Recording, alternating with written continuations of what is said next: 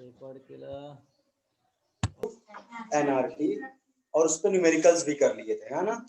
एक कंसेप्ट में बता रहा था सबसे लास्ट में कि अगर कभी भी आपको PV equal to NRT apply करना है और आपको अगर एक्वस टेंशन दिया हो, ठीक है, तो अब जो भी प्रेशर दिया है उससे आप एक्वस टेंशन को क्या कर लोगे, माइनस कर लोगे। बताया था ना ये बात, क्योंकि पीवी इक्वल टू एनआरटी में जो प्रेशर रखा जाता है वो ड्राई गैस का रखा जाता है, ठीक है। तो अब कैसे पहचानोगे कि एसी बनेगा काका, ये आगे ले एसी ऑन करो, ये वाली एसी प्लीज, एसी आ गया, ठीक है। तो बोल रहा था कैसे पहचानोगे कि आपकी गैस मॉइस्ट है या ड्राई गैस का प्रेशर दिया है। अगर क्वेश्चन में कहीं पे भी क्या दे दिया जाए, एक्वस टेंशन, तो एक नया तरह का टेंशन हो जाता है आपके दिमाग में कि ये क्या आ गया। एक्वस टेंशन का मतलब है गैस आपकी मॉइस्ट है, तो जो भी प्रेशर दिया है उससे आप क्या कर लीजिए, जैसे सपोज करिए आपको बोला कि आपका प्रेशर जो है वो 725 mmHg है, मान लो कोई पीवी इक्वल टू एनआरटी का न्यूमेरिकल चल रहा है और आपसे बोला एक्वस टेंशन जो है वो सॉरी 25 mmHg है। तो अगर न्यूमेरिकल में एक्वस टेंशन मेंशन है, इसका मतलब गैस आपकी मॉइस्ट है। तो आप जो पीवी इक्वल टू एनआरटी में जो प्रेशर रखोगे ना, वो 725 नहीं रखोगे, 725 माइनस 25 700, ठीक है। ये लॉजिक दिमाग में क्लियर रखना अगर एक्वस टेंशन दिया है तो। और 700 भी नहीं रखोगे, ये तो mmHg है, इसको कन्वर्ट करेंगे एटीएम में डिवाइड बाय 760, क्योंकि पीवी इक्वल टू एनआरटी में हम एटीएम में प्रेशर रखते हैं। बताया था ना ये सब बातें पहले भी, ठीक है। तो चलिए ये तो हुआ आइडियल गैस इक्वेशन, ठीक है। अब बात करते हैं जरा हम real gas versus ideal gas में डिफरेंस क्या होता है, थोड़ा बहुत क्या कंडीशन होती है जब कोई गैस आइडियली बिहेव करती है, क्या कंडीशन होती है जब गैस का नेचर रियल से आइडियल शिफ्ट होता है या आइडियल से रियल शिफ्ट होता है, ठीक है। तो चलिए बात करते हैं हम ideal gas versus real gas.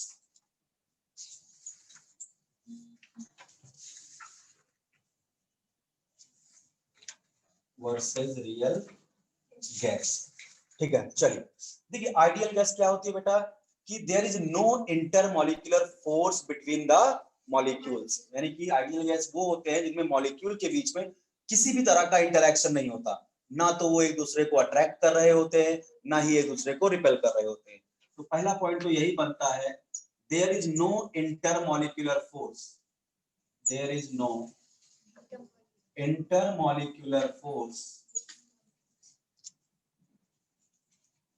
Between molecules, molecules के बीच में बेटा किसी भी तरह का इंटरमॉलिक्यूलर फोर्स नहीं होता, ना तो अट्रैक्शन का फोर्स होता है ना ही रिपल्शन का फोर्स होता है, मतलब ही नहीं रखते एक दूसरे को, ठीक है। इसमें क्या होगा, there is intermolecular force, there is intermolecular force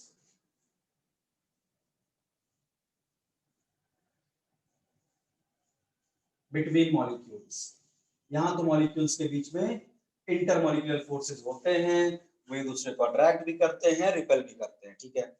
अच्छा सेकंड पॉइंट, आइडियल गैस के लिए मैंने बताया था कि आइडियल गैस में जो गैस मॉलिक्यूल का वॉल्यूम है वो कंटेनर के वॉल्यूम के रिस्पेक्ट में आप निग्लेक्ट कर देते हो, यानी volume of molecule is negligible in comparison to volume of container, यानी कंटेनर काफी बड़ा है और आपका मॉलिक्यूल बहुत छोटा है, तो उस पूरे कंटेनर के वॉल्यूम के रिस्पेक्ट में आपके मॉलिक्यूल का वॉल्यूम इतना छोटा है कि आप उसको क्या कर देते हो, नेग्लेक्ट। जैसे फॉर एग्जांपल देखो, अगर बोलूं मान लो ये कंटेनर है, ये कंटेनर है, ये आपके मॉलिक्यूल्स है,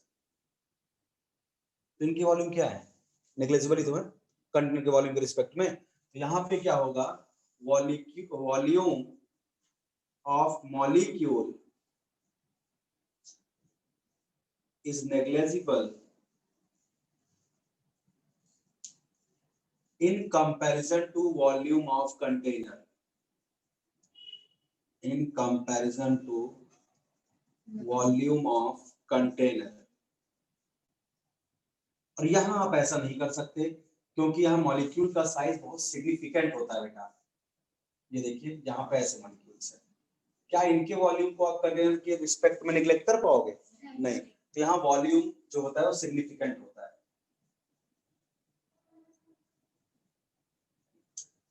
मतलब इतना वॉल्यूम होता है जिसको आप इग्नोर नहीं कर सकते, ठीक है, वॉल्यूम इज सिग्निफिकेंट। तीसरा, it follows ideal gas equation, जो आइडियल गैस होगी, it follows ideal gas equation, ideal gas equation, ये आइडियल गैस इक्वेशन को फॉलो करेगी, जो कि क्या होती है बेटा, PV equal to N R T, बराबर, आइडियल गैस इक्वेशन। और ये फॉलो, ये क्या होगा, it deviates from ideal gas equation, it deviates from ideal gas equation.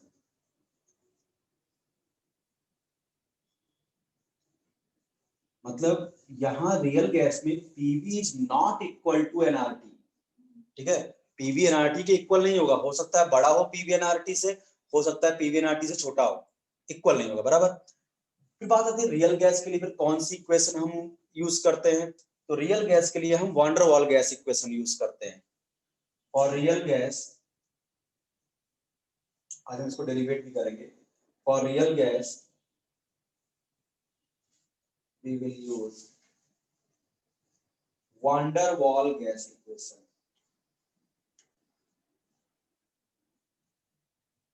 van der Waal gas equation, जो इक्वेशन क्या होती है थोड़ी देर बाद डेरिवेशन करेंगे। P plus A n square upon V square V minus NB equal to nRT, ये होती है वान डर वाल गैस इक्वेशन, ये होती है आपकी वान डर वाल गैस इक्वेशन। तो ये पॉइंट्स हो गए आइडियल वर्सेस रियल के, कि भाई आइडियल गैस में क्या होता है कि कोई इंटरमॉलिक्यूलर फोर्स नहीं होता मॉलिक्यूल के बीच में, रियल गैस में इंटरमॉलिक्यूलर फोर्स एग्जिस्ट करते हैं। आइडियल गैस में आप मॉलिक्यूल का वॉल्यूम इतना छोटा होता है कि कंटेनर के वॉल्यूम के रिस्पेक्ट में इसको हम ध्यान में भी नहीं देते, लेकिन यहाँ मॉलिक्यूल का वॉल्यूम इतना सिग्निफिकेंट होता है उसको इग्नोर भी नहीं कर सकते कंटेनर के वॉल्यूम के रिस्पेक्ट में। और ideal gas follows ideal gas equation, real gas follows van der वाल गैस इक्वेशन। देखो, तो बात हमने पहले भी बताई थी, आज फिर बता रहा हूं कि ये दो गैस अलग अलग नहीं, ठीक है, गैस एक ही है, मैं पहले ही बताया था, गैस एक ही है, एक सर्टेन कंडीशन में वही गैस आइडियली बिहेव करती है और कंडीशन चेंज करने पर वही आइडियल गैस रियल का नेचर ले लेती है, दो गैसेस नहीं है। जैसे सपोज करो मैं बोलूं कि अगर मैं कंटेनर का वॉल्यूम बढ़ाता जाऊं, अगर मैं कंटेनर का वॉल्यूम बढ़ाता जाऊं, सपोज करो ये कंटेनर, कितनी बार भी मैंने समझाया होगा कि अगर मान लो ये ले सकते हो कंटेनर, ये कंटेनर है, ठीक है, अब ये कंटेनर का वॉल्यूम बहुत छोटा है, बराबर, तो अगर मैं इस कंटेनर में इस गैस मॉलिक्यूल को रख दूं, ठीक है, चलिए कंटेनर क्लोज, तो क्या कंटेनर के वॉल्यूम के रिस्पेक्ट में अपने इस मार्कर को अगर मैं गैस मॉलिक्यूल माना हूं, तो क्या इस मार्कर के वॉल्यूम को नेग्लेक्ट कर पाऊंगा? नहीं, क्योंकि वॉल्यूम बहुत छोटा है, ठीक है। लेकिन अब मैं क्या करूं, इसी गैस मॉलिक्यूल को ले बेटा, इसी गैस मॉलिक्यूल को मैं इस रूम में रख दूं, रूम में तो पूरा कंटेनर ही है, बराबर। अब इस रूम के वॉल्यूम के कंपैरिजन में इसका वॉल्यूम तो कुछ भी नहीं है, तो रूम में आते ही इसके वॉल्यूम को मैं नेग्लेक्ट कर सकता हूं क्या? तो ये आइडियल बन गई, और इसके पाउच में जब रखी थी यही गैस रियल थी, बात समझा ना। तो एक ही गैस है, जो आइडियल है वही गैस रियल भी है, बस कंडीशन चेंज करो तो या तो गैस आइडियल से रियल शिफ्ट हो जाएगी उसका नेचर, या रियल से आइडियल शिफ्ट हो जाएगा, ठीक है। इसका मतलब अगर मैं वॉल्यूम बढ़ाता जाऊंगा तो गैस का नेचर कहां पे जाएगा? आइडियल की तरफ, क्योंकि वॉल्यूम बढ़ाते जाओगे तभी आप एक मॉलिक्यूल के वॉल्यूम को, होगा तो आप कंटेनर के वॉल्यूम को बढ़ाते जा रहे हो, यानी गैस के ही वॉल्यूम को बढ़ाते जा रहे हो, ठीक है, तभी आप एक मॉलिक्यूल के वॉल्यूम को कंटेनर के रिस्पेक्ट में निगलेक्ट कर पाओगे, ठीक है। तो वो कंडीशंस क्या क्या होती है, जरा उनकी बात करते हैं। इसको हटा दूं, आज मैं थोड़ा ढंग से लिख रहा हूँ, है ना, तो लोगों को लगेगा ऐसे गंदा गंदा लिखा हुआ आता है, हमारी भी लिखा थोड़ी बहुत ठीक है, और रंजीत सर का नहीं है, वो तो ऐसे प्रिंट करते हैं ना, वो तो हाँ बहुत खतरनाक लिखते हैं, मैं तो ऊब जाऊं अपना लिखने में, दिखता ही नहीं है, मिटाने का वही नहीं करता हूँ, एक बार लिख देती हूँ। Condition for ideal versus real, चलिए देखिए कंडीशन क्या होगी, आपको तीन कंडीशन के थ्रू बताना है कि प्रेशर, वॉल्यूम और टेम्परेचर को चेंज करने से कैसे गैस का नेचर आइडियल से रियल या रियल से आइडियल शिफ्ट होगा, ठीक है। चलिए इधर मैं लेता हूं आइडियल गैस, और इधर मैं लेता हूं रियल गैस। एक एक बात को समझिएगा। अच्छा बताओ, अगर मैं कंटेनर के वॉल्यूम को बढ़ाता जाऊं तो गैस किस तरह बिहेव करेगी? आइडियल या रियल?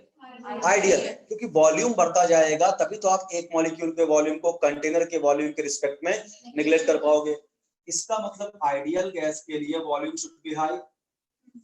बस यही बात है, पकड़ लो, प्रेशर अपने आप समझ में आ जाएगा। Volume should be high. अगर वॉल्यूम ज्यादा है तो अपने बॉयल्स लॉ पढ़ा है, pressure inversely proportional to volume. अगर वॉल्यूम ज्यादा तो प्रेशर कम, इसका मतलब प्रेशर शुड बी लो। खत्म बात। ये अगर समझ में आ गया तो अपने आप आ जाएगा।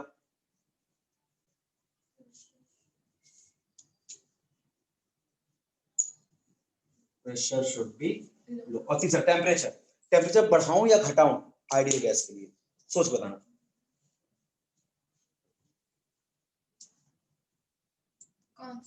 कुछ भी रखो। कुछ भी सोचो। टेम्परेचर इंक्रीज करने से गैस का नेचर रियल से आइडियल जाएगा, या टेम्परेचर डिक्रीज करने से क्या होगा? आइडियल अगर मुझे गैस को मेंटेन करना है तो टेम्परेचर बढ़ाऊं या घटाऊं?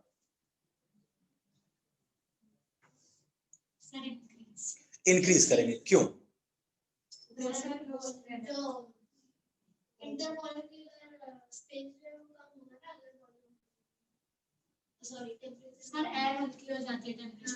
क्या हो जाता है? क्या हल्का हो जाता है टेम्परेचर? एयर हल्की हो जाती है। किसने सिखाया है? ठीक है, अच्छा कोई बात नहीं, बोलो। अच्छा लगता है। तुम क्या बोल रहे थे बेटा? कुछ सही जा रही है इसलिए बोल रहा हूँ। क्या? हाँ, ये बात सही है कि जब आप क्योंकि गैस की जो काइनेटिक एनर्जी होती है ना बेटा, वो केवल और केवल टेम्परेचर पे डिपेंड करती है। तो अगर आप टेम्परेचर बढ़ाओगे तो गैस की काइनेटिक एनर्जी बढ़ेगी। गैस के मॉलिक्यूल एक दूसरे से दूर दूर जाएंगे। जब दूर दूर चले जाएंगे तो एक का मतलब दूसरे से रह ही नहीं जाएगा। और यही तो है there is no intermolecular force. भाई अगर पास पास रहेंगे तो अट्रैक्शन हो सकता है ना। आप हमको कभी जानते ही नहीं तो क्या आप आपसे अट्रैक्ट होती नहीं ना।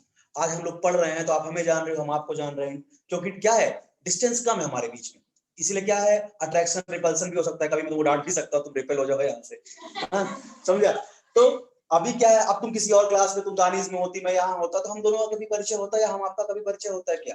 तो वही होता है बेटा, टेम्परेचर बढ़ता है तो काइनेटिक एनर्जी बढ़ती है, और मॉलिक्यूल्स क्या होते हैं, दूर दूर चले जाते हैं। और मॉलिक्यूल अगर दूर दूर हो गए तो एक का मतलब दूसरे से रह ही नहीं जाएगा। मॉलिक्यूल दूर दूर है तो इसका मतलब ना उनमें अट्रैक्शन होगा ना उनमें रिपल्सन होगा। और यही तो आइडियल गैस की कंडीशन है, there is no intermolecular attraction और रिपल्सन। तो यहाँ पे क्या होगा बेटा, टेम्परेचर शुड बी हाई। बस इतनी बात ही समझनी थी। यानी तीन कंडीशन आई, वॉल्यूम ज्यादा समझ गए, प्रेशर कम, और टेम्परेचर ज्यादा। अब इसी को रटते रहते हो, रटो मत, समझ लो इसको, बात समझाना। अब इसी का जस्ट उल्टा उधर लिखना है total. Volume should be high, volume should B लो।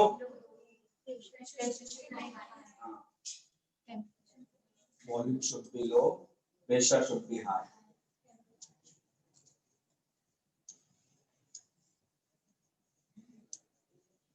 और टेम्परेचर शुड बी लो ना। तो टेम्परेचर बढ़ा होगा तो यहाँ पे मॉलिक्यूल भी दूर दूर चले जाएंगे, दूर दूर चले जाएंगे तो आइडियल बन जाएंगे ना। इनको पास पास रखना, क्योंकि इनमें अट्रैक्शन रिपल्सन हमको देखना है। ठीक है, यानी यहाँ पे वॉल्यूम जो था वो लो था, प्रेशर हाई था, टेम्परेचर भी।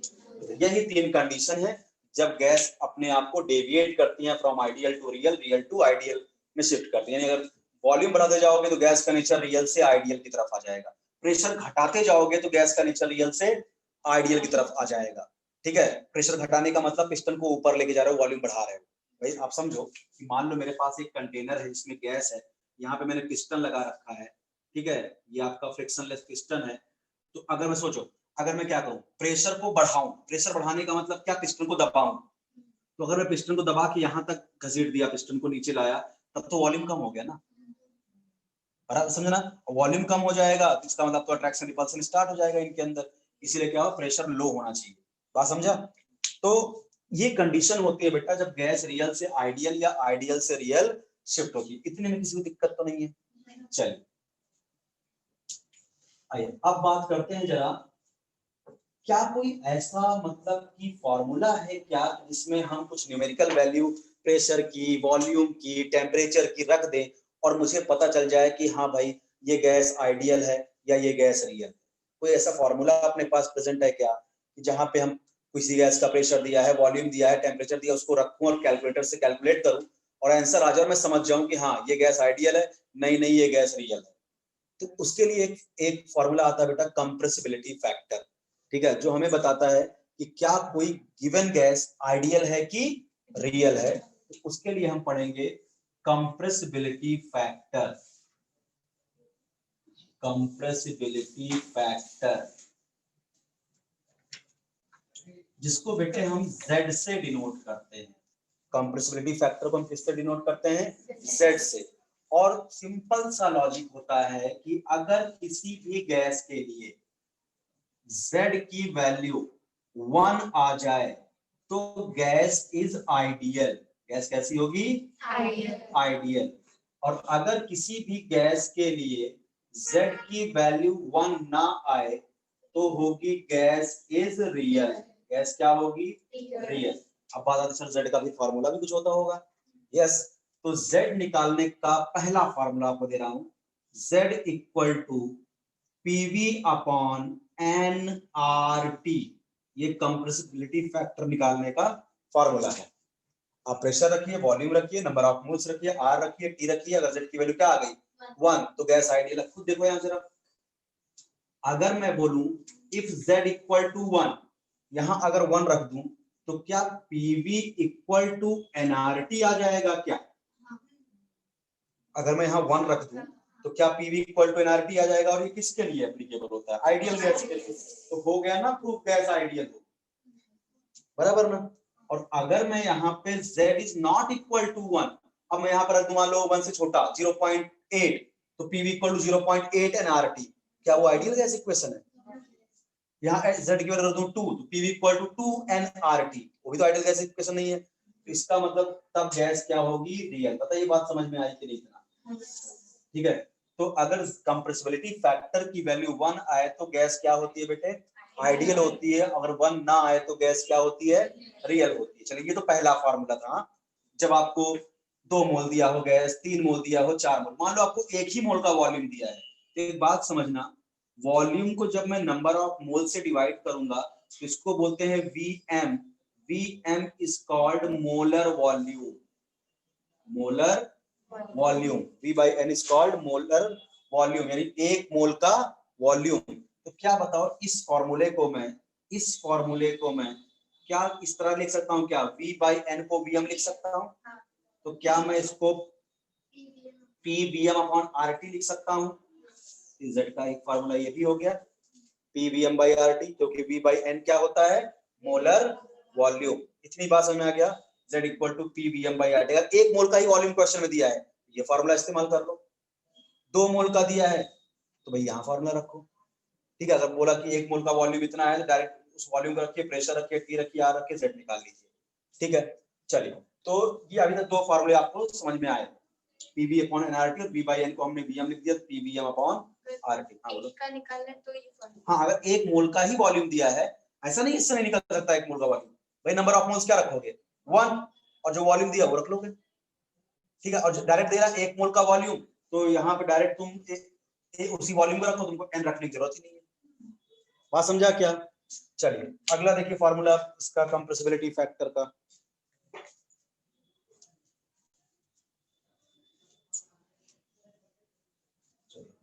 तो हमने अभी तक 2 फॉर्मूले भी आपको बता दिए। पहला Z का फॉर्मूला यहाँ लिख देता हूं, इससे आपके दिमाग में चलता रहे, PV अपॉन nRT। एक फॉर्मूला ये दिया Z निकालने का, एक दिया आपको PVm अपॉन RT, बराबर। देखिए फॉर्मूला दिया, दोनों सेम ही फॉर्मूले है, बस V by N को हमने Vm लिख दिया है और कुछ नहीं किया। ठीक है, अच्छा, एक Z निकालने का फॉर्मूला और होता है, Z equal to real gas का प्रेशर इनटू रियल गैस का वॉल्यूम अपॉन आइडियल गैस का प्रेशर इनटू आइडियल गैस का वॉल्यूम, यानी P real into V real upon P ideal into V ideal. अच्छा, यहाँ पे एक एजम्पशन मानते हैं कि माना दोनों केस में, चाहे वो आइडियल गैस हो चाहे रियल गैस हो, माना प्रेशर कांस्टेंट है।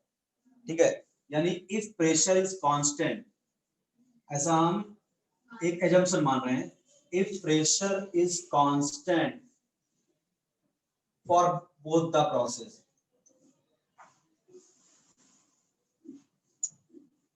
दोनों मामले, दोनों केस में रियल गैस और आइडियल दोनों का प्रेशर कांस्टेंट है, तो क्या इसको हम, इस फॉर्मूले को फिर हम V real upon V ideal लिख सकते हैं क्या? बराबर ना, अगर प्रेशर कांस्टेंट है तो V real upon V ideal लिख सकते हैं।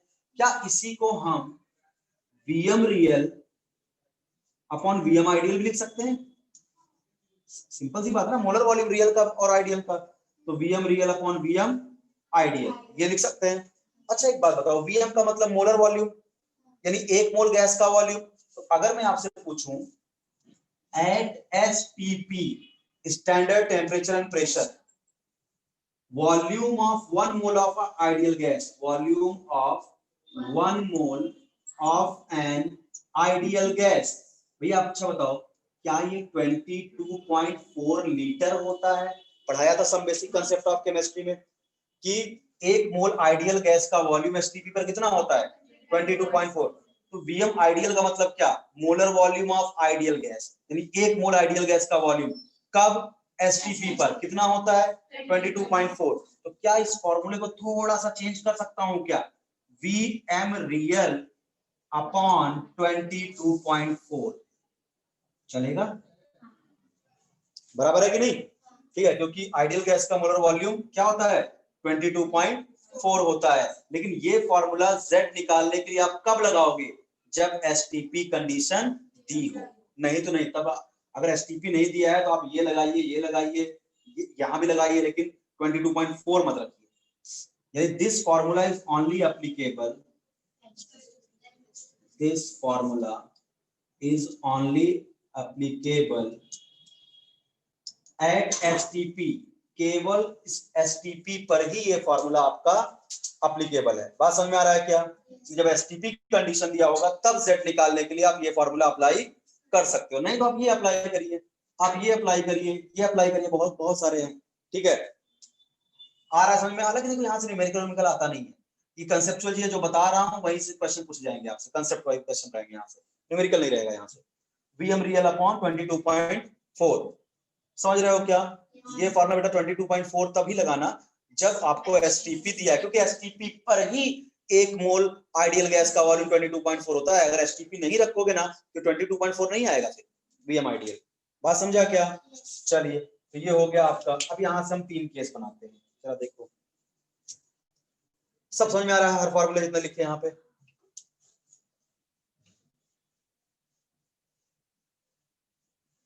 चलिए हम इसी फॉर्मूले को अब कंटिन्यू करते हैं, एसटीपी कंडीशन पे ही कंटिन्यू करते हैं।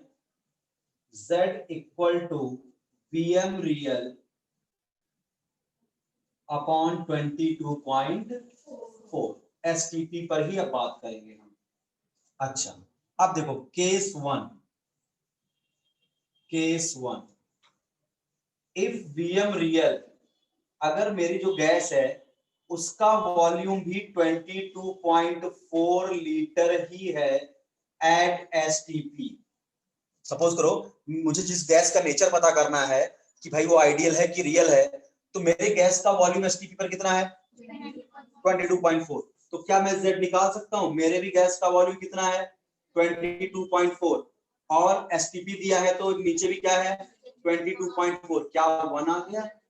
इसका मतलब गैस इज आइडियल। समझा क्या? तो यहाँ पे क्या आ जाएगा? Gas is ideal. ठीक है, गैस इज आइडियल। ठीक है, मतलब कहने का मतलब जरा समझो, सपोज करो इन दोनों मार्कर के बीच में जो वॉल्यूम है, पूरा वॉल्यूम समझो ये 22.4 लीटर है। ठीक है, आइडियल का भी वॉल्यूम इतना ही होता है 22.4 लीटर, और मेरे गैस का भी वॉल्यूम क्या है? 22.4 लीटर। यानी ना तो वॉल्यूम कम हुआ ना ही बढ़ा, इसका मतलब ना ही अट्रैक्शन हुआ ना ही रिपल्शन हुआ। तो ऐसी कौन सी गैस होती है? Gas ideal. बात समझा क्या? ठीक है, अच्छा दूसरा केस लेते हैं, case 2, if Vm real is greater than 22.4 at STP, अगर मेरी जो गैस है जिसका मुझे नेचर पता करना है कि वो आइडियल है या रियल है, मेरी गैस का वॉल्यूम 22.4 से ज्यादा है, तो दिमाग लगाओ अगर ये 22.4 से ज्यादा वैल्यू होगी तो z की वैल्यू तो ग्रेटर देन 1 आएगी ना, बराबर। इसका मतलब यहाँ क्या आएगा, z इज ग्रेटर देन 1, और z अगर ग्रेटर देन 1 आया तो एक बात तो फिक्स है, गैस तो रियल गैस है, बराबर, गैस रियल गैस है।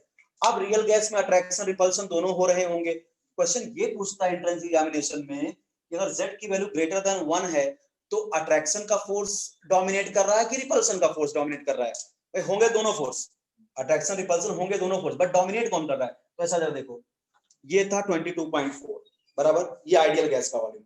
मेरी गैस का वॉल्यूम इससे ज्यादा हुआ या कम हुआ? वॉल्यूम ज्यादा है, नहीं कुछ ऐसा, यानी रिपल्शन फोर्स इज डोमिनेटिंग। यानी अगर z की वैल्यू ग्रेटर देन 1 आ रही है तो यहाँ पे हम लिखेंगे रिपल्शन फोर्स इज डोमिनेटिंग। देखो मैं क्या लिख रहा हूँ, डोमिनेटिंग, ऐसा नहीं बता रहा हूँ कि मतलब कि अट्रैक्शन होगा ही नहीं, हो दोनों रहे हैं, बट ओवरऑल वॉल्यूम बढ़ने का मतलब रिपल्शन ज्यादा हो रहा है इन कंपैरिजन टू अट्रैक्शन, समझा? चलिए केस 3, अगर मैं बोलूं मेरी गैस का वॉल्यूम जो है वो 22.4 लीटर से कम है एट एसटीपी, तो अगर ये 22.4 से कम होगा तो पक्की बात z की वैल्यू लेस देन 1 आएगी, ठीक है, और ये भी लेस देन 1 आए, मोर देन 1 आए तो गैस आइडियल तो हो नहीं सकती, गैस तो रियल ही होगी। लेकिन यहाँ पे क्या, attraction force dominating, attraction force is dominating, ठीक है, अट्रैक्शन फोर्स बेटा डोमिनेट करेगा, क्योंकि आपके गैस का वॉल्यूम ये था 22.4, बट आपके गैस का वॉल्यूम इससे कम आ रहा है, कम आ रहा है मतलब गैस पास पास आई है, इसका मतलब अट्रैक्शन डोमिनेट हुआ है, वॉल्यूम कम होने का मतलब गैस पास आई, ठीक है, समझ में आ रहा है? चलिए, इतनी बातों में कोई दिक्कत किसी को? कंप्रेसिबिलिटी फैक्टर, z कैसे निकाला जाता है, सब कुछ समझ में आ गया अच्छे से? क्या है बेटा, चलो अब बात करते हैं वॉन डेर वाल गैस इक्वेशन की। कंप्रेसिबिलिटी फैक्टर में किसी को कोई डाउट नहीं है?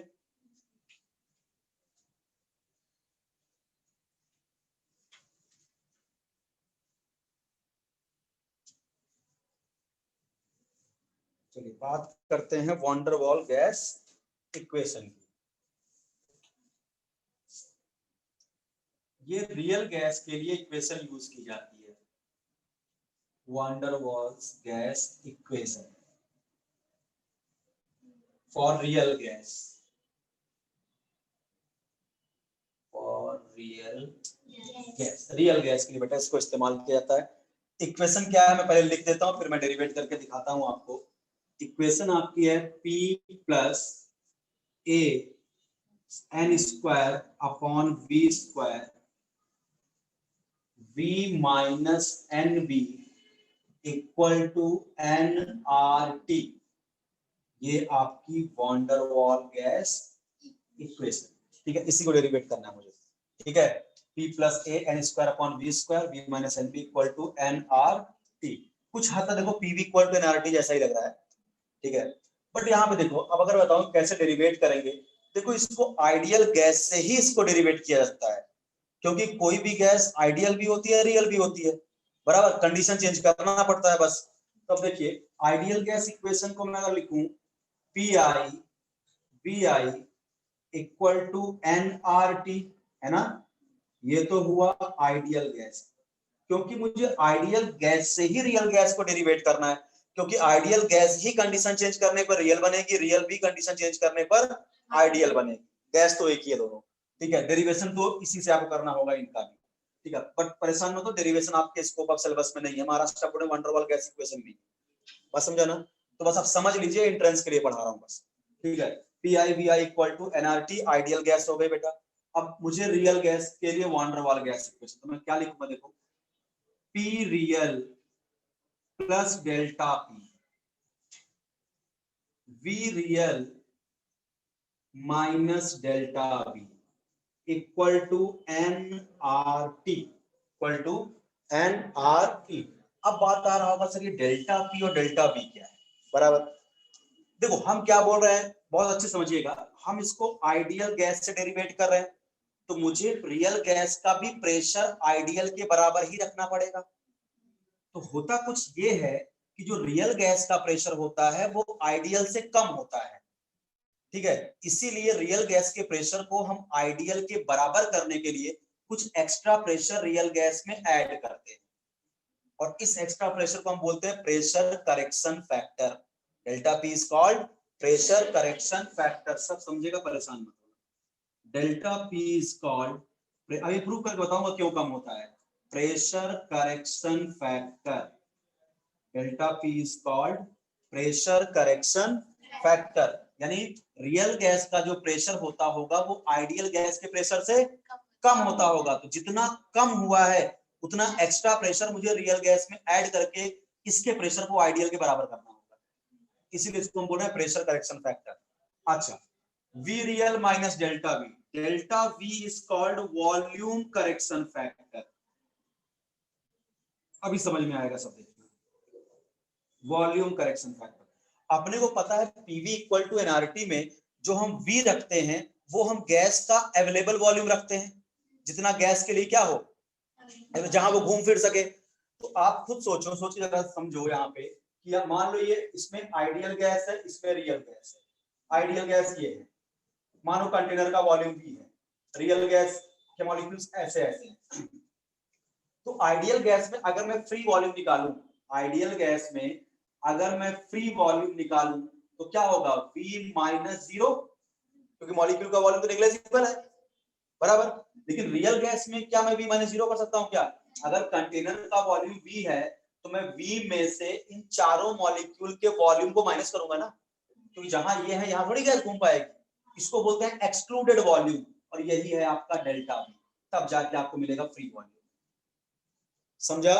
तो रियल गैस में क्या होता है, क्योंकि मॉलिक्यूल का साइज बड़ा बड़ा होता है, तो आपको फ्री वॉल्यूम निकालने के लिए कंटेनर के वॉल्यूम में से आपको मॉलिक्यूल्स के वॉल्यूम को क्या करना होगा, माइनस करना होगा, वही है डेल्टा। जबकि आइडियल गैस में मॉलिक्यूल इतने छोटे थे कि कंटेनर के वॉल्यूम से मैंने जीरो माइनस किया, कुछ भी नहीं, यहाँ देखो पूरा का पूरा वी लिखा है, और इसमें we real minus delta we, यानी एक्सक्लूडेड वॉल्यूम। थोड़ा थोड़ा बात समझ में आ रही है कि नहीं? ठीक है, चलिए। तो डेल्टा पी को हम बोलते हैं बेटा pressure correction factor, delta we को बोलते हैं वॉल्यूम करेक्शन फैक्टर। अब दोनों की बात करना है। पहले प्रेशर करेक्शन फैक्टर क्या होगा, यानी साफ साफ दिख रहा होगा, प्रेशर करेक्शन फैक्टर की वैल्यू ये लिखी है, बराबर। वॉल्यूम करेक्शन फैक्टर की वैल्यू ये लिखी है, डेल्टा वी। अब यही प्रूफ कर दो, बात हो जाएगी। ठीक है, चलिए स्टार्ट करते हैं पहले प्रेशर करेक्शन फैक्टर, और आपको प्रूफ करके दिखाता हूं कि रियल गैस का प्रेशर आइडियल से कम होता है, क्यों।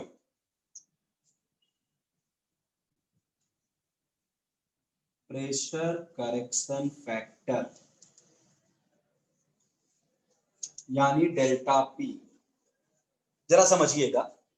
अगर मैं बोलूं, मान लो मेरे एक कंटेनर में आइडियल गैस है और यहाँ पे रियल गैस है, दोनों को समझाने के लिए ऐसा बना रहा हूं, रियल गैस। आपको पता है गैस के अंदर प्रेशर कैसे डेवलप होता है, जब गैस के मॉलिक्यूल जाके कंटेनर की वॉल से टकराते हैं, बराबर बताया था ना, गैस के अंदर प्रेशर कैसे डेवलप होता है, due to collision of molecule with the container wall. जब मॉलिक्यूल जाके कंटेनर की वॉल से टकराएंगे तो उनके मोमेंटम में चेंज आएगा, और rate of change of momentum को क्या बोलते हैं, फोर्स बोलते हैं, Newton second law. Rate of change of momentum is called force, और फोर्स को अगर यूनिट एरिया से डिवाइड कर दूंगा तो क्या आ जाएगा, प्रेशर। भाई प्रेशर होता है फोर्स पर यूनिट एरिया, ठीक है। तो यूनिट एरिया में जितना ज्यादा फोर्स लग रहा होगा उतना ज्यादा प्रेशर आएगा। तो अगर पहली बात तो सुनो कि आइडियल गैस के मॉलिक्यूल में क्या होता है कि भाई गैस टकराए, ठीक है, मॉलिक्यूल के बीच में आपस में कोई अट्रैक्शन रिपल्सन होता है क्या, नहीं होता। यानी पीछे वाले मॉलिक्यूल्स को इनसे मतलब ही नहीं है, चाहो तो अपनी खोपड़ी दे मारो, हमको मतलब नहीं।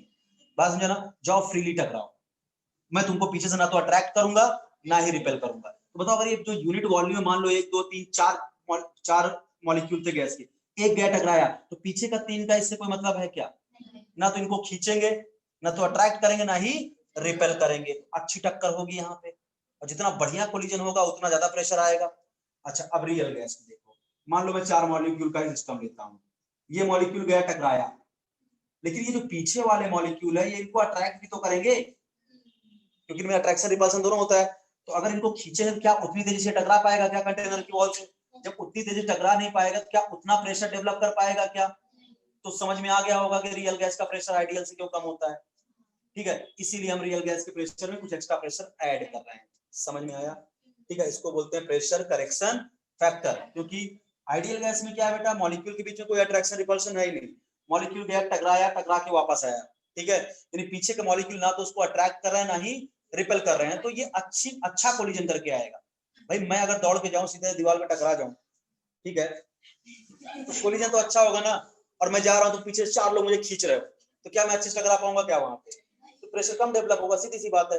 ठीक है, तो यहाँ पे रियल गैस में क्या होगा, ये टक्कर करने जा रहा है और पीछे के मॉलिक्यूल क्या कर रहे हैं, यूनिट वॉल्यूम जितने मॉलिक्यूल है इनको अट्रैक्ट भी कर रहा है थोड़ा सा, उतने फोर्सफुली ये टकरा नहीं पा रहा। जितना ज्यादा फोर्स से टकराएगा उतना ज्यादा प्रेशर होगा, तो इसलिए रियल गैस में क्या है, प्रेशर कम आ रहा है। जितना आइडियल गैस है जितना प्रेशर कम आ रहा है उतना ही प्रेशर जोड़ दिया, इसी को बोलते हैं प्रेशर करेक्शन फैक्टर। बताओ कहानी समझ में आई? ठीक है, चलो अब बात करें भाई डेल्टा पी किन किन बातों पे डिपेंड करेगा, प्रेशर करेक्शन फैक्टर किन किन बातों पे डिपेंड करेगा। तो डेल्टा पी डिपेंड्स अपॉन, मजबूरी है मुझे इतने भी लिखना पड़ रहा है, ठीक है, डेल्टा पी डिपेंड्स अपॉन 2 बातों पे डिपेंड करेगा। पहला, number of molecules present in unit volume, present in unit volume, बराबर ना भैया। यूनिट वॉल्यूम में जितने ज्यादा मॉलिक्यूल होंगे डेल्टा पी उसके अकॉर्डिंग चेंज हो जाएगा। भाई रियल गैस में भी देखो यूनिट वॉल्यूम में कितने मॉलिक्यूल थे, 4, तो एक को कितने खींच रहे थे, 3। अब मैं बोलूं भाई क्या था प्रेशर, क्या था, फोर्स पर यूनिट एरिया। तो यूनिट एरिया में जितने ज्यादा मॉलिक्यूल्स जाके टकराएंगे उतना ज्यादा प्रेशर आएगा। ठीक है, तो अगर बोलो यूनिट एरिया में पहले अभी 4 मॉलिक्यूल का सिस्टम है, रियल गैस के लिए सोचो जरा, यूनिट वॉल्यूम में हमने 4 मॉलिक्यूल लिया, एक गया टकराया, 3 खींच रहा था। अब अगर बोलो यूनिट एरिया में 100 मॉलिक्यूल है तो एक टकराएगा, 99 उसको पीछे खींच रहे होंगे, तो आपको क्या डेल्टा पी बहुत ज्यादा जोड़ना पड़ेगा ना। फिर समझ में आ रहा है क्या? तो इसका मतलब number of molecules present in unit volume, यानी delta P directly proportional to N upon V, number of molecules per unit volume.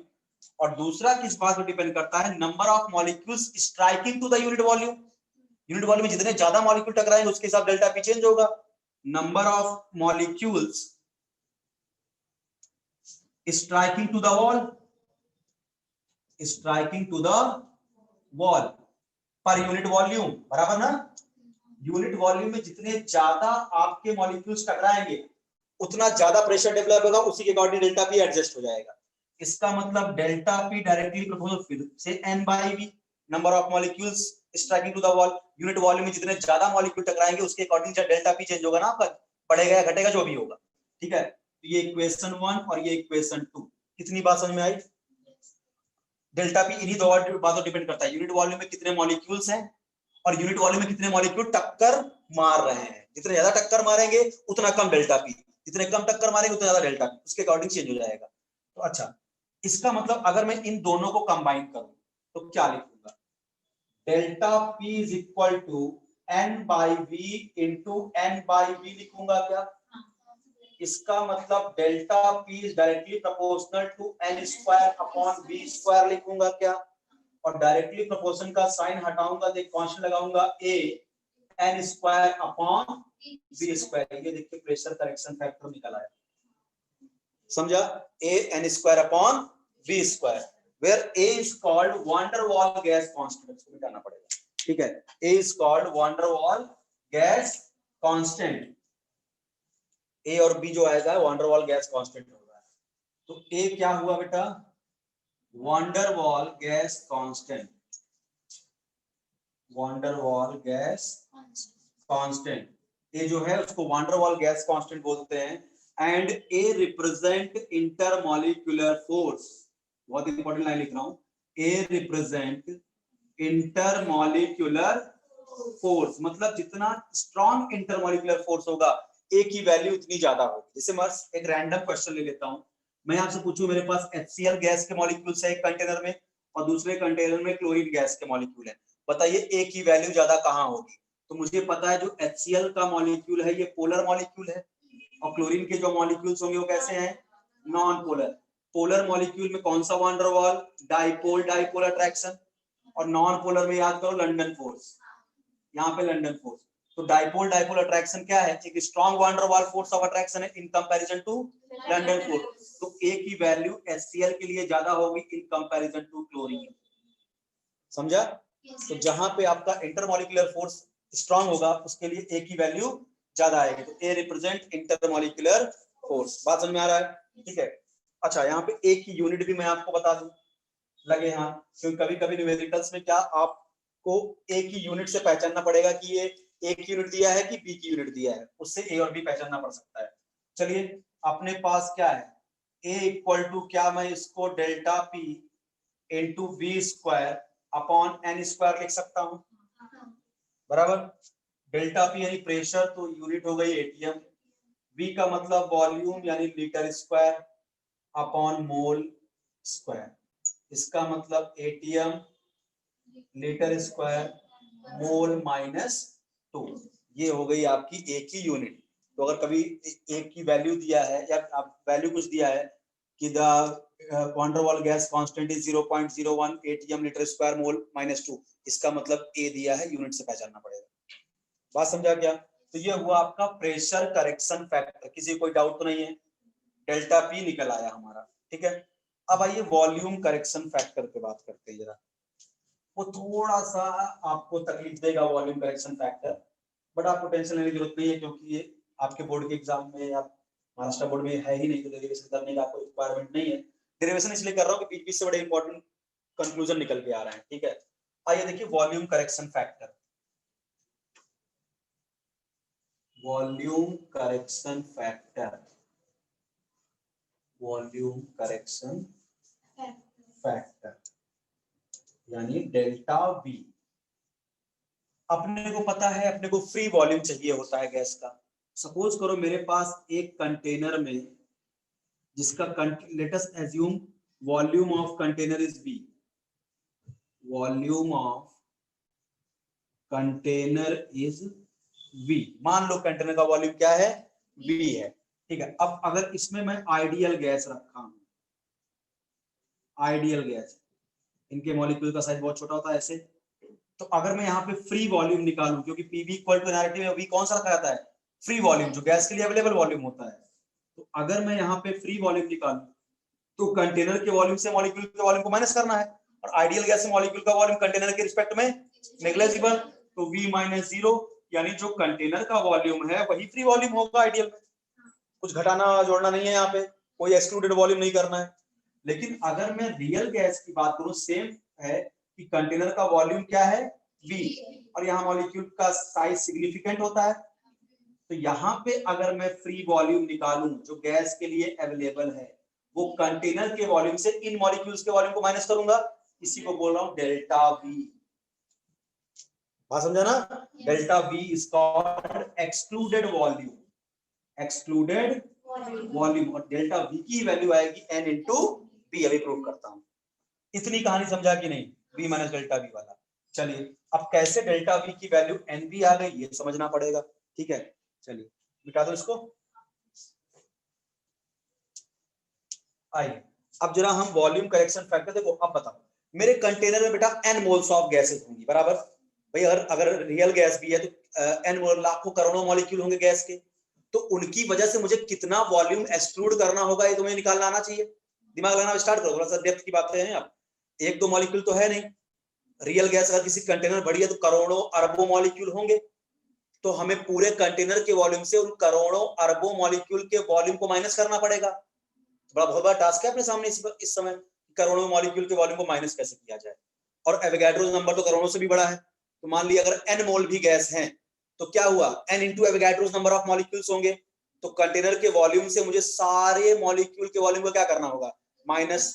थोड़ा डेप्थ में सोचो, बहुत गहराई में चले जाओगे इस बात में कि कंटेनर के वॉल्यूम से मुझे किसके वॉल्यूम को माइनस करना है, करोड़ों अरबों मॉलिक्यूल के वॉल्यूम को माइनस करना है। तो कैसे निकाला जाए, जरा उसके लिए मैं दो मॉलिक्यूल के सिस्टम को पकड़ता हूं, ठीक है। बहुत ध्यान समझिए।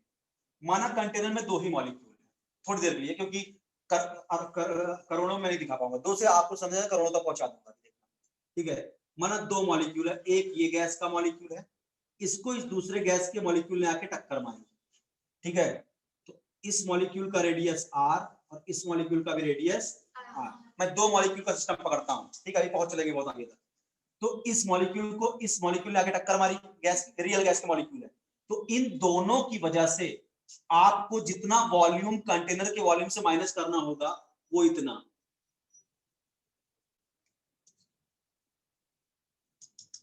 यानी ये दो मॉलिक्यूल इतने वॉल्यूम को छोड़ के, जितना मैंने डॉटेड से बनाया है, कहीं भी घूम सकते हैं। मतलब जितना मैंने डॉटेड से मैंने सर्कल खींचा है, इतने वॉल्यूम में ये दोनों मॉलिक्यूल अब नहीं घूम सकते, ये इनके लिए अवेलेबल वॉल्यूम नहीं है। तो दो मॉलिक्यूल की वजह से आप इतना वॉल्यूम क्या करोगे, एक्सक्लूड, यानी एक्सक्लूडेड वॉल्यूम पर टू मॉलिक्यूल, दो मॉलिक्यूल की वजह से आपको कंटेनर के वॉल्यूम में से इतना वॉल्यूम माइनस करना पड़ेगा। बहुत बात समझो। अब एनसीईआरटी इसको कैसे लिखती है कि the centre of mass of this molecule can not enter to this region. अगर आपने सर्कुलर मोशन पढ़ लिया हो तो बात ये शायद समझ पा रहे होगे आप फिजिक्स में, कि इस मॉलिक्यूल का जो सेंटर ऑफ मास है ये इसके आगे, यानी इसके आगे नहीं आ सकता, यानी ये मॉलिक्यूल इस पॉइंट के आगे नहीं आ सकता। इसका मतलब यहां से अगर घुमाओ ऐसे खींच दो तो इस दो मॉलिक्यूल की वजह से इतना वॉल्यूम आपको क्या करना होगा, माइनस करना होगा। Excluded delta we for two molecule, दो मॉलिक्यूल की वजह से आपको पूरे कंटेनर के वॉल्यूम से कितना डेल्टा वी माइनस करना पड़ेगा, 4/3 pi R cube.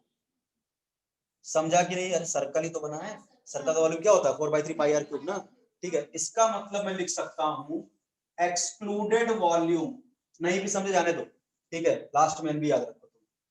Excluded volume हमारा तो काम है समझाना, पर टू मॉलिक्यूल, दो मॉलिक्यूल की वजह से डेल्टा वी कितना मिला, 4/3 pi R cube, 4/3 pi R cube. अच्छा, इसका मतलब 4/3 पाई, अपना जो जिसको माइनस करना है उसका रेडियस 2r, बराबर, 4/3 2r क्यूब, यानी 8 इंटू 4/3 पाई आर क्यूब, बराबर, 2 का क्यूब कर दिया, ठीक है। तो इसका मतलब दो मॉलिक्यूल की वजह से अपने को डेल्टा वी कितना मिला। अच्छा, इसका मतलब मैं बोलूं बेटा एक्सक्लूडेड वॉल्यूम पर वन मॉलिक्यूल, एक मॉलिक्यूल की वजह से मुझे कितना वॉल्यूम एक्सक्लूड करना है, इसका आधा, यानी 4 इंटू 4/3 पाई आर क्यूब, बराबर ना। अगर दो मॉलिक्यूल की वजह से डेल्टा वी इतना मिला तो एक मॉलिक्यूल की वजह से इतना मिला, यानी एक मॉलिक्यूल डेल्टा वी इतना है। अच्छा, एक्सक्लूडेड वॉल्यूम पर मोल मॉलिक्यूल, एक मोल मॉलिक्यूल की वजह से कितना वॉल्यूम एक्सक्लूड करना पड़ेगा भैया, एक मॉलिक्यूल की वजह से इतना वॉल्यूम डेल्टा वी मिल रहा है, तो एक मोल का मतलब इनटू एवोगाड्रोस नंबर, इसका मतलब 4 into 4/3 pi R cube into Na, बराबर, ठीक है। इसी को बोलते हैं बेटा क्या, बी, इसी को क्या बोलते हैं, बी, या एक मोल मॉलिक्यूल की वजह से डेल्टा बी कितना मिला है, बी। अब मान लिया मेरे कंटेनर में n मोल गैस है, ठीक है, तो excluded volume for n mole molecule, n mole molecule क्या n इंटू बी होगा भाई, एक मोल के लिए अगर एक्सक्लूडेड वॉल्यूम बी आ रहा है तो n मोल के लिए nb, और एक्सक्लूडेड वॉल्यूम का मतलब delta V equal to nb, क्या आ गया डेल्टा वी की वैल्यू nb, समझा, delta V equal to n into B. तो बस अब यहाँ पे अगर मैं आपसे बोलूं बी क्या है, तो B is also van der Waals gas constant, van der Waals gas constant, ये वांडरवॉल गैस कांस्टेंट है। ए रिप्रेजेंट कर रहा था क्या, री एक्सप्लेन सर, री एक्सप्लेन क्या होता है, वांडरवॉल गैस कांस्टेंट, ठीक है, री एक्सप्लेन, अंग्रेज लोग हैं सब, वांडरवॉल गैस कांस्टेंट। और बी रिप्रेजेंट, बताता हूं 2 मिनट रुक जाओ, B represent size factor, B क्या रिप्रेजेंट करता है, साइज फैक्टर। मुझे पता था ये अभी री एक्सप्लेन आएगा, ठीक है, ये पहले ही बता था, इसको स्टार्ट करने से पहले बोला था कम समझ में आएगा, ठीक है, वॉल्यूम करेक्शन फैक्टर, लेकिन फिर भी कोशिश किया समझा दूं। मैं बोला कंटेनर में लाखों करोड़ों मॉलिक्यूल है, रियल गैस के मॉलिक्यूल भारी भारी होते हैं। तो अपने को अगर फ्री वॉल्यूम चाहिए तो पूरे कंटेनर के वॉल्यूम से जितने मॉलिक्यूल्स हैं उनके वॉल्यूम को माइनस करना पड़ेगा, तभी फ्री वॉल्यूम मिलेगा। तो आप एक साथ में निकाल नहीं सकता। तो पहले मैं ये देखा कि मान लो कि कंटेनर में 2 ही मॉलिक्यूल थे रियल गैस के पूरे कंटेनर में, तो इस मॉलिक्यूल को इस पीछे वाले मॉलिक्यूल ने आके टक्कर मारा, ये पीछे वाला मॉलिक्यूल खिसक के कहां तक आ सकता है, केवल यहां तक बस। यानी the centre of mass of second molecule can not enter to this region, इस रीजन में नहीं आ सकता। इसका मतलब इन दोनों की वजह से जितना मैंने डॉटेड सर्कल बनाया है इतना वॉल्यूम माइनस करना पड़ेगा, एक्सक्लूडेड वॉल्यूम डेल्टा वी। तो डेल्टा वी फॉर 2 मॉलिक्यूल कितना 4/3 पाई आर क्यूब, और हमारा जितना आर कितना है 2r, तो 4/3 2r cube, 8 into 4/3 pi R cube. यानी 2 मॉलिक्यूल की वजह से डेल्टा वी वॉल्यूम करेक्शन फैक्टर की वैल्यू ये है डेल्टा वी की वैल्यू। तो एक मॉलिक्यूल के लिए इसका आधा, एक मोल के लिए भाई अगर एक मॉलिक्यूल के लिए ये हो गया तो एक मोल मॉलिक्यूल के लिए एवोगाड्रो से मल्टीप्लाई कर दिया, और एक मोल मॉलिक्यूल के लिए जितना डेल्टा वी आता है उसको बी बोलते हैं, स्मॉल बी। तो n मोल्स के लिए क्या होगा n into b, तो delta v equal to n, b खत्म। समझा? Delta v equal to n into b, और b क्या रिप्रेजेंट करता है बेटा, साइज फैक्टर। ठीक है, अगर साइज बहुत छोटा है, गैस का बहुत छोटा साइज है तो a की वैल्यू ऑलमोस्ट 0, साइज बड़ा बड़ा है तो b की वैल्यू ज्यादा आएगी। यानी कि a और b क्या है, b क्या साइज फैक्टर। तो अगर मैं बोलूं आइडियल गैस में b की वैल्यू क्या होगी 0, क्योंकि आइडियल गैस के मॉलिक्यूल बहुत छोटे छोटे होते हैं। रियल गैस में b की वैल्यू 0 नहीं होगी। बात समझा? चलिए, क्या आपने डेल्टा p अभी तक थोड़ी देर पहले कैलकुलेट किया कितना, a n square upon v square, और आपने अब डेल्टा v भी कैलकुलेट कर लिया nb बराबर। ठीक है, अच्छा ये चलो b की यूनिट भी देख लेते हैं। Delta v equal to nb, so b की यूनिट होगी delta v by n, delta v यानी लीटर पर मोल, बराबर ना। ये आपकी b की यूनिट आ गई, और वहां क्या था ATM litre square mole minus 2। ठीक है, चलिए, तो आपको डेल्टा पी भी मिल गया, डेल्टा वी भी मिल गया, प्रेशर करेक्शन फैक्टर भी कैलकुलेट कर लिया, वॉल्यूम करेक्शन फैक्टर भी कैलकुलेट कर लिया। तो देखो हमारा इक्वेशन क्या था, P real plus delta P बराबर B real minus delta V equal to N R T, यही इक्वेशन था क्या? चलिए, तो जहां पे डेल्टा पी है वहां वो रख दू, तो P plus A N square upon B square बराबर V माइनस डेल्टा V कितना आया है N B equal to N R T. Prove हो गया वॉन डर वाल गैस इक्वेशन। समझ में आया? Pressure correction factor and volume correction factor. अच्छा, इसी इक्वेशन को एक तरह से और लिखा जा सकता है, कैसे? P प्लस, अगर मैं इस n को v के नीचे लाके डिवाइड कर दूं तो क्या v square by N square हो जाएगा। इसका मतलब मैं क्या इसको a अपॉन वीएम स्क्वायर लिख सकता हूं, चलेगा ना। इस n को यहाँ पे आगे डिवाइड मार दिया, और इस n को भी डिवाइड मारो यहाँ पे लाके, तो vm माइनस p, और इसको भी n से डिवाइड मार दो तो rt। ये भी है वॉन डर वाल गैस इक्वेशन। बस हमने कुछ नहीं किया, इस n को इससे डिवाइड मारा, इस n को इससे डिवाइड मारा, बस खत्म। समझ में आ गया क्या? तो P ये ज्यादा पॉपुलर है, सेकंड वाला P plus A Vm square Vm minus B equal to R T. ये हो गया आपका वॉन डर वाल gas equation for real gas. अच्छा, एक बात मैं ये भी बात प्रूव कर देता हूँ, ये वॉन डर वाल गैस इक्वेशन है। अच्छा, अगर मैं बोलूं इसी इक्वेशन के लिए बहुत ध्यान से देखो, अगर मैं बोलूं कि अगर मैं ए की वैल्यू को 0 कर दूं, ए क्या रिप्रेजेंट करता है, इंटरमॉलिक्यूलर फोर्स। ए की वैल्यू 0 का मतलब नो इंटरमॉलिक्यूलर फोर्स।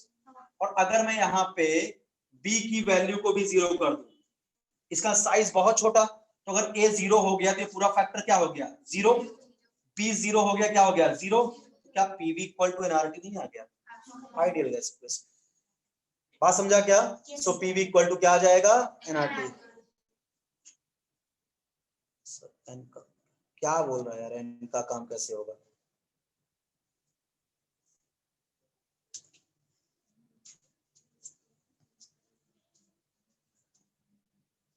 चैटिंग खुल रहा है। यस सर, अंडरस्टैंडिंग, बहुत बढ़िया। अदिति को समझ में आ गया, सबको समझ में आ गया, हो गया। एक बोलता नहीं समझ, दूसरा समझता है, सबको समझता है। ठीक है, आया कि नहीं तुमको समझ में आ रहा है? हाँ, यही बैठी हो सामने में, कुछ नहीं समझ में आ रहा है, कुछ ना समझ में आया बेटा इसको रट्टा मारो, ठीक है। अगर कुछ भी नहीं समझ में आया हो तो आप ये इक्वेशन रट डालो बस। डेरिवेशन आपको समझने की रिक्वायरमेंट नहीं है, क्योंकि आपको प्रूव करने के लिए आएगा नहीं, क्योंकि आपके पाठ्यक्रम में ये नहीं, ठीक है। आगे बढ़े पाठ्यक्रम से बस, ठीक है, आगे बढ़े। अब एक ग्राफ देखते हैं, ये जरूर हर बुक में दिया रहता है, भले वैन डर वाल गैस इक्वेशन दे या ना दे, ठीक है। एक ग्राफ का प्रैक्टिकल एक्सप्लेनेशन पूछता है, ग्राफ का देखिए जरा।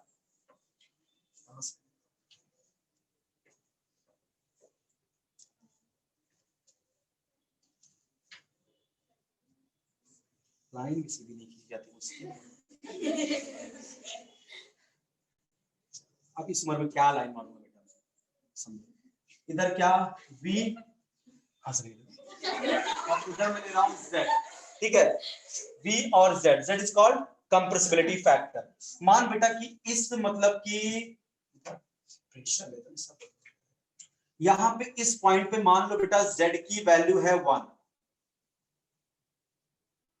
इस पॉइंट पे मान लो z की वैल्यू क्या है 1, तो इस पॉइंट पे जितनी भी गैसेस होंगी सब की सब आइडियल होंगी क्या?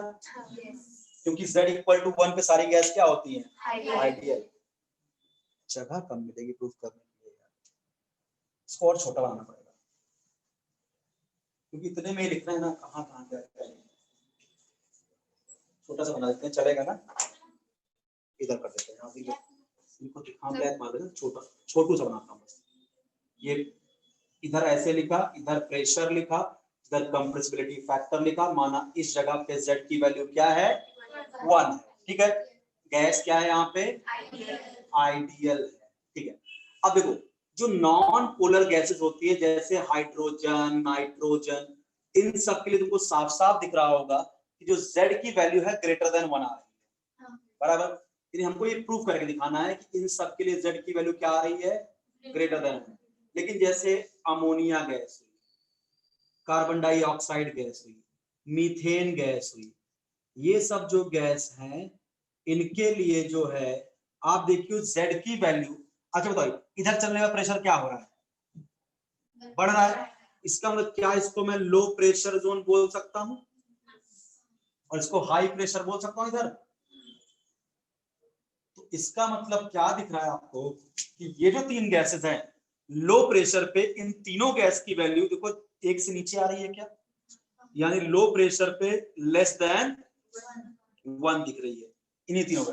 और जैसे देखो प्रेशर हाई हुआ z के ऊपर चली गई इनकी वैल्यूज, यानी हाई प्रेशर पे इन तीनों गैस की वैल्यू ग्रेटर देन 1 आ रही है, यही प्रूफ करना है अपने को। बात समझा? ये ग्राफ जरूर बुक में दिया गया होगा आपके, ठीक है। तो देखो, तो इसको अपने को समझना है कि हाइड्रोजन और नाइट्रोजन के लिए z की वैल्यू क्या? Greater than 1, non polar gas के लिए z की वैल्यू ग्रेटर देन 1, ठीक है। और ये सब जो गैसेस हैं ammonia, CO2, methane, low pressure पे देख रहे हो z की वैल्यू क्या आ रही है? 1 से कम, और हाई प्रेशर पे वही z की वैल्यू देखो इस वाली लाइन को क्रॉस कर गई 1 से ज्यादा। अब इसी बात को प्रूफ करना है, चलो स्टार्ट करते हैं। सबसे पहले लो प्रेशर पे प्रूफ करते हैं। यहाँ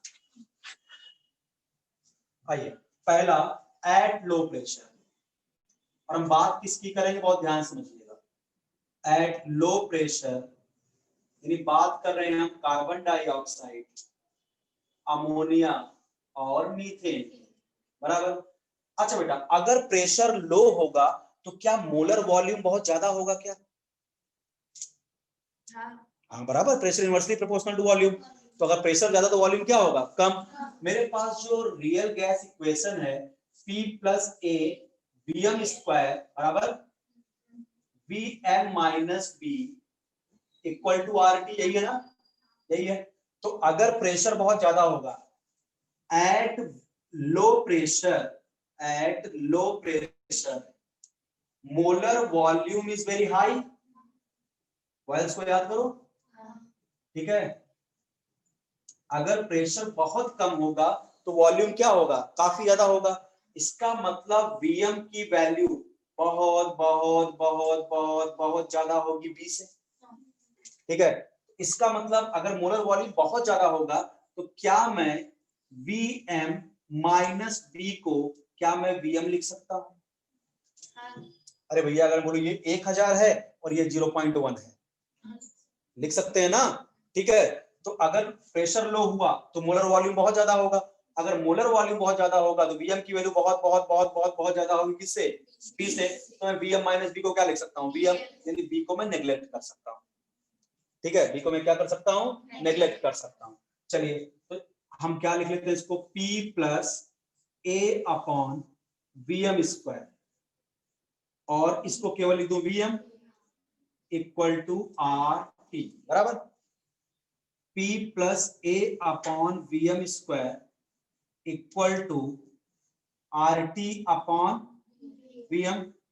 सो P equal to RT upon Vm minus A upon Vm square, इतना चल सकता है। अच्छा अब देखो, अब मैं पूरी इक्वेशन को Vm बाई RT से मल्टीप्लाई करूंगा, ठीक है, multiply by Vm upon RT, पूरी इक्वेशन को, पहले P को भी मल्टीप्लाई करो Vm बाई RT से, तो P into Vm by RT equal to RT upon Vm तो है, इसको ही मल्टीप्लाई करो किससे, Vm by RT plus A upon Vm square है, इसको ही मल्टीप्लाई करो किससे, Vm बाई RT। पूरी इक्वेशन को मैं Vm बाई RT से क्या कर दिया, मल्टीप्लाई, P को भी Vm बाई RT से, RT अपॉन Vm को भी Vm बाई RT से, A को भी Vm बाई। अच्छा क्या P Vm upon RT Z होता है क्या, कंप्रेसिबिलिटी फैक्टर आज ही पढ़ाया था, P Vm बाई RT क्या होता है, Z। अच्छा लो प्रेशर पे क्या प्रूफ करना है, लो प्रेशर पे इनकी वैल्यू क्या होगी, लेस देन 1 बराबर ना, यहाँ पे Z की वैल्यू लो प्रेशर पे क्या होगी इनकी, लेस देन 1, क्योंकि 1 के नीचे आ रही है बराबर। तो इसको मैंने यहाँ कर लिया, यहाँ तो माइनस हो रहा है, ठीक है। अब देखो RT और RT कैंसिल हुआ, Vm और Vm कैंसिल हुआ, ये तो आ गया Z, तो क्या ये आया 1 माइनस एक Vm से एक Vm कैंसिल हो गया, क्या A अपॉन Vm RT आया क्या, लो प्रेशर पे Z की वैल्यू इन गैस के लिए, Z की वैल्यू 1 माइनस समथिंग, 1 माइनस का मतलब less than 1, hence proved Z is less than 1। समझ में आ गया क्या, तो लो प्रेशर पे इनकी वैल्यू क्या आती है बेटा, लेस देन 1। कोई डाउट तो नहीं किसी को। चलो अब बात करते हैं हम हाई प्रेशर पे, है ना।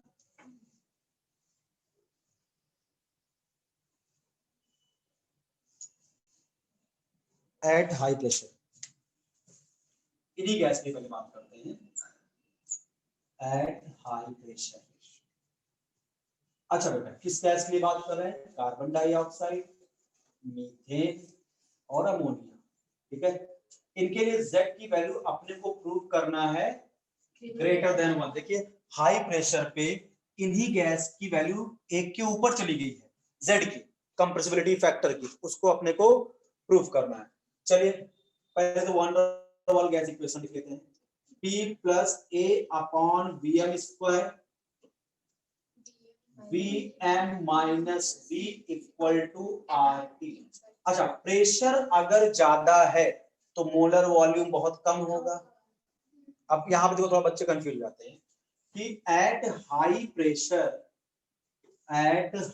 Pressure molar volume is less, है ना,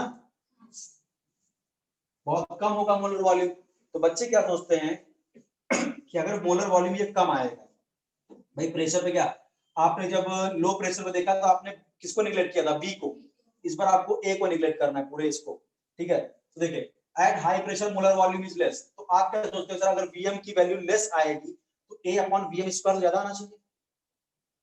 दिमाग लगाओ कि अगर Vm की वैल्यू बहुत कम है तो A अपॉन Vm स्क्वायर क्या आएगा, ज्यादा आएगा ना, नहीं समझ पा रहे हो। अरे बाबा अगर मैं ऐसा बोलूं कि यहाँ पे प्रेशर हाई है तो मोलर वॉल्यूम कम होगा, अगर मैं सोचो मैं 10 को 2 से डिवाइड करूं और 10 को मैं 5 से डिवाइड करूं तो बड़ी वैल्यू कहाँ आएगी, यहाँ आएगी ना, इतनी सी बात नहीं समझ पा रहे, ठीक है। तो हाई प्रेशर पे क्या होगा, मोलर वॉल्यूम क्या होगा, बहुत लेस होगा, और मोलर वॉल्यूम लेस होगा, मान लो इसको मैं 10 मान लिया, थोड़ी देर 10 मान लिया, तो मोलर वॉल्यूम यहाँ 2 यहाँ 5, इसकी वैल्यू कितनी आई, इसकी वैल्यू 2, तो इसका मतलब अगर मोलर वॉल्यूम की वैल्यू कम होगी तो A अपॉन Vm स्क्वायर ज्यादा आना चाहिए, ठीक है। तो लेकिन मैं बोल रहा हूं कि आपको इस पूरे को करना है नेग्लेक्ट। बोलो सर ऐसे कैसे, तो आप ज्यादा दिखा रहे हो। तो बट बेटा जब ए और बी की वैल्यू 10 हो 100 हो तब तो ना। ए और बी वान डेर वाल गैस कांस्टेंट है और वान डेर वाल फोर्स सबसे वीकेस्ट टाइप की फोर्स है, और इसका मैं ए और बी की वैल्यू बता देता हूँ 0.012 0.02 इस तरह की ए और बी की वैल्यूज होती है। जब आप क्वेश्चन सॉल्व करोगे तो मिलेगा आपको ए की वैल्यू इस तरह मिलेंगी। तो इसको मैं किसी से भी डिवाइड मारूं, क्या कोई बहुत मेजर फर्क आने वाला है क्या? क्योंकि एक ही वैल्यू इतनी छोटी होती है कि उसको मैं वीएम कितना भी छोटा हो मैं डिवाइड मार दूं तो कोई खास बहुत बड़ी वैल्यू हमको नहीं मिलेगी। इसमें पूरे के पूरे a अपॉन वीएम स्क्वायर को निगलेक्ट मार दूंगा। समझा? हाँ, अगर a की वैल्यू 10 होती 100 होती 20 होती तब शायद मैं इसको निगलेक्ट ना मार पाता। a क्योंकि सबसे वीकेस्ट टाइप का फोर्स है, a क्या रिप्रेजेंट करता है? Intermolecular force. और वांडरवाल सबसे वीक टाइप का फोर्स है, तो क्या a की वैल्यू बहुत बड़ी आएगी क्या? a की वैल्यू ऐसी होती है 0.2 0.1, उसको मैं किसी से भी डिवाइड करूं कोई खास फर्क नहीं आने वाला, इसलिए पूरे के पूरे a अपॉन वीएम स्क्वायर को यहां मैं क्या कर दूंगा? नेग्लेक्ट कर दूंगा। समझा? ठीक है, ये बचेगा क्या? p, ये vm minus b equal to क्या? rt। p को अंदर मल्टीप्लाई कर बेटा, pvm minus pb equal to rt। pb को उधर उठा ले जाता हूं, so pvm equal to rt plus pb। अच्छा अब बताओ इसको z अगर बनाना है तो rt से पूरी इक्वेशन को डिवाइड मार दूं भाई, pvm बाई rt तो z होता है, यानी डिवाइडेड बाई rt से पूरी इक्वेशन को क्या कर दो? डिवाइड कर दो। चलिए, तो अगर मैं इसको डिवाइड करूं तो pvm upon rt equal to rt upon rt plus pb upon rt।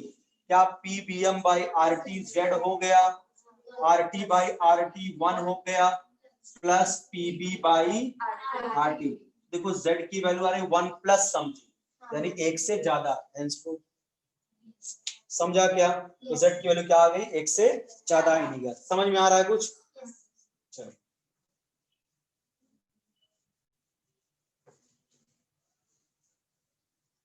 अगला देखिए, लास्ट क्या है हमें प्रूव करना है कि जो नॉन पोलर गैसेस हैं इनके लिए z की वैल्यू हमेशा ग्रेटर देन 1 होती है, चाहे वो लो प्रेशर पे लिए जाए चाहे वो हाई प्रेशर पे। इन रिलेवेंट ऑफ प्रेशर जितनी भी नॉन पोलर गैसेस होती हैं उनके लिए क्या हो गया है?